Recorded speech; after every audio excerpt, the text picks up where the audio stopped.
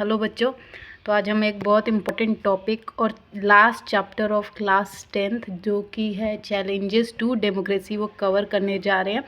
तो हम बेसिकली इसमें देखेंगे जैसे चैलेंजेस क्या है, पॉलिटिकल रिफॉर्म्स क्या है, रीडिफाइनिंग डेमोक्रेसी क्या है। ठीक है, तो देखते हैं। Let's start the chapter challenges to democracy class 10th। ठीक है, तो इसमें बेसिकली हम 4 पॉइंट्स के बेसिस पे पढ़ेंगे। Thinking about challenges, different context, different challenges, thinking about political reforms, and the last and fourth one is redefining democracy.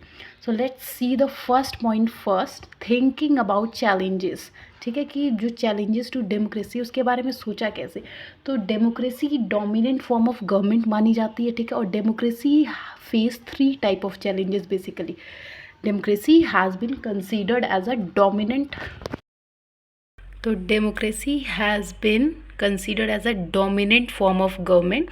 ठीक है, और इसमें बेसिकली डेमोक्रेसी जो है 3 टाइप ऑफ चैलेंजेस को फेस करती है। वो है फर्स्ट जैसे foundational challenge, second challenge of expansion, third जो है डीपनिंग ऑफ डेमोक्रेसी। तो ये 3 चैलेंजेस जो है हमारी डेमोक्रेसी फेस करती है। तो सबसे पहले देखते हैं फाउंडेशनल चैलेंज क्या होता है। In foundational challenge the challenge of establishing democracy comes in countries where there is no democracy. Foundational से ही आपको समझ में आ रहा होगा, नेम ही सजेस्ट कर रहा है कि जहाँ पे डेमोक्रेसी एग्जिस्ट नहीं कर रही है वहाँ पे उसकी स्टार्टिंग करना, उसकी फाउंडेशन, उसकी नींव रखना is foundational challenge of democracy. ठीक है, second is challenge of expansion. अब चैलेंज ऑफ एक्सपेंशन से क्या मतलब है कि डेमोक्रेसी को किस तरीके से फैलाया जाए, है ना। तो the challenge of bringing into implementation the principle of democratic government. अब डेमोक्रेसी को कैसे फैला सकते हैं, जो डेमोक्रेटिक फॉर्म ऑफ गवर्नमेंट है उसको इम्प्लीमेंट करके, उसका यूज़ करके, किसी कंट्री में लागू करके हम डेमोक्रेसी के चैलेंज को एक्सपेंड कर सकते हैं। थर्ड क्या है, डीपनिंग ऑफ डेमोक्रेसी। अब जो डीपनिंग ऑफ डेमोक्रेसी में challenge of strengthening the institution and practice of democracy. मतलब जो इंस्टीट्यूशन है उसको मजबूत करना और वहाँ पे डेमोक्रेसी को प्रैक्टिस करना जो है comes under deepening of democracy.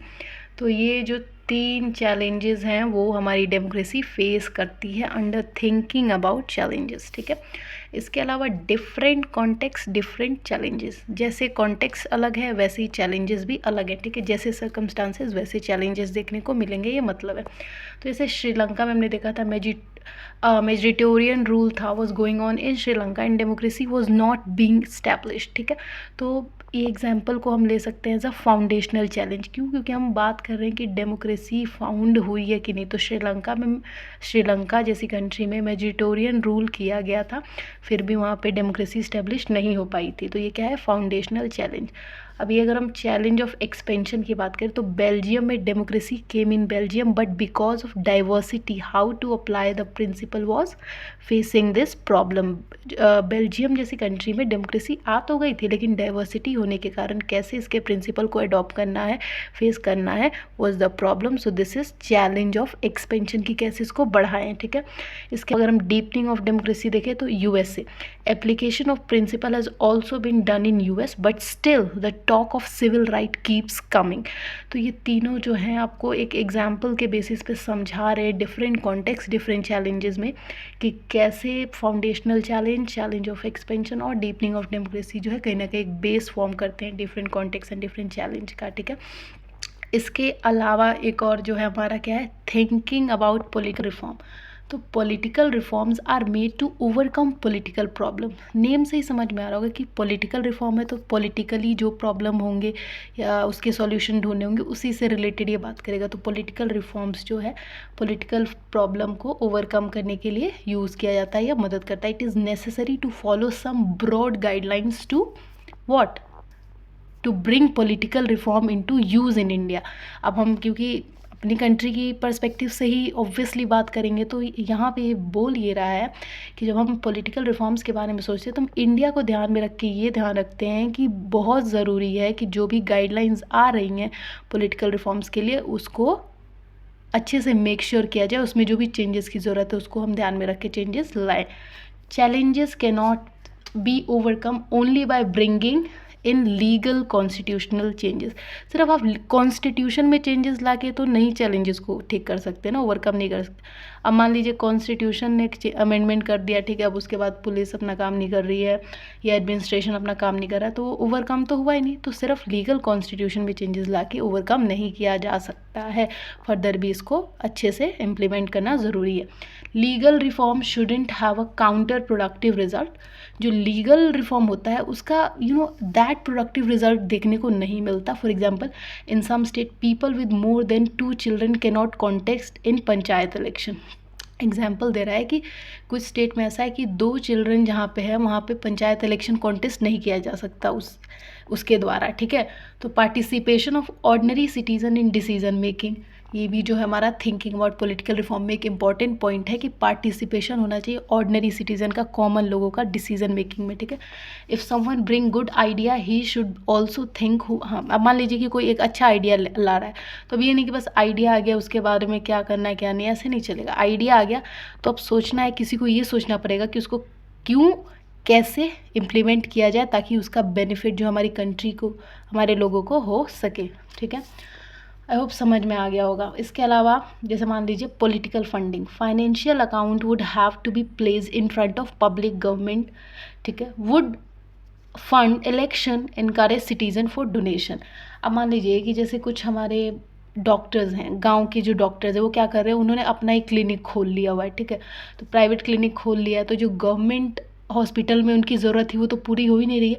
तो इसके लिए हमारे गवर्नमेंट ने डेमोक्रेटिक फॉर्म ऑफ गवर्नमेंट में हमारी सरकार ये मेक श्योर करती है कि रेड दे, एनुअल रिपोर्ट मांगे, ताकि वो जो डॉक्टर्स है वो अपनी ड्यूटी रिस्पॉन्सिबली निभाएं। तो ये एक इम्पॉर्टेंट आप कह सकते हैं एस्पेक्ट है डेमोक्रेटिक फॉर्म ऑफ गवर्नमेंट का, which is responsible to its people. इसीलिए तो गवर्नमेंट यहाँ इतना एम्फेसिस डाल रही है कि रेड डाल रही है, एनुअल रिपोर्ट मांग रही है ना डॉक्टर से, ताकि वो देखे कि जो काम उनको दिया गया है उसको पूरा करे। इसके अलावा लास्ट जो है रीडिफाइनिंग डेमोक्रेसी, ठीक है। तो चैलेंजेस ऑफ डेमोक्रेसी का last point redefining democracy. Forms of government, rulers are elected by people.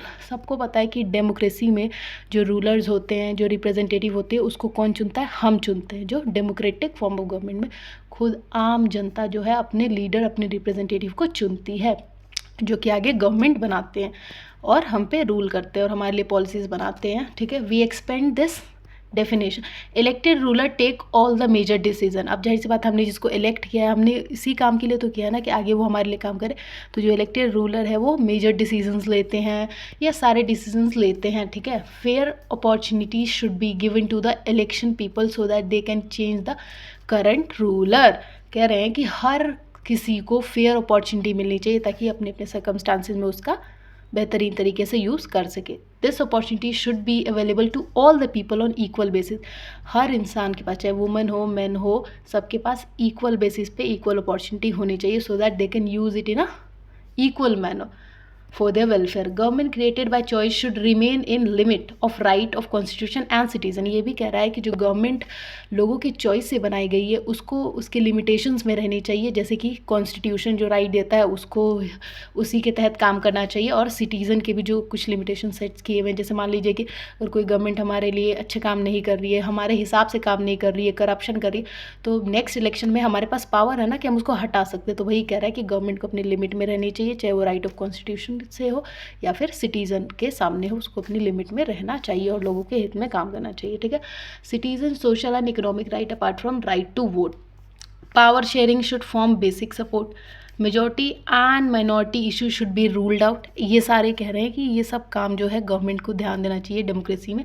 Cast, gender, religion based discrimination नहीं होना चाहिए, ठीक है। और expected result of democracy should be discussed, कि डेमोक्रेसी का रिज़ल्ट होना क्या चाहिए, डेमोक्रेसी कैसे काम करनी चाहिए, जो भी उसके फंक्शंस हैं, फीचर्स हैं, वो अच्छे से परफॉर्म कर रही है कि नहीं, पूरे फुलफिल कर रही है कि नहीं, ये सब ध्यान में देना चाहिए। तो this was all about challenges to democracy. I hope clear होगा। Thank you, do subscribe, comment so that I get an idea. Thank you.